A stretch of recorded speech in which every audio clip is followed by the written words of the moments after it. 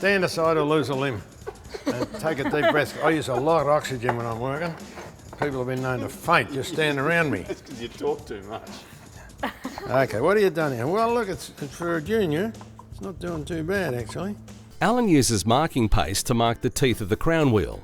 He's going to see what the contact is like between the crown wheel and the pinion to ensure they set correctly and won't run too noisily. Wowie. Okay, now we're going to put a bit of pressure on that. Like that. And back again. Don't let it rock in the middle. Okay, that's a day's work for me. Well, when they're new, of course, you're going to have a little bell in the middle of it, a little oval size, which is nice.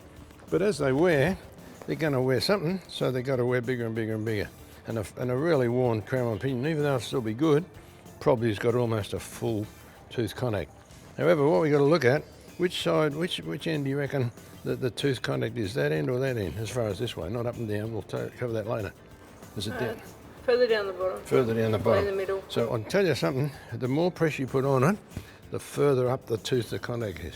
Yeah. So with only me, half a horsepower, pushing, it's probably good to have it down there. Yeah. When we get 20 horse, it's going to move up here, 50 horse is going to, but we don't want it right off the end, Yeah. or else it'll break your teeth, okay? So that way, it's pretty good.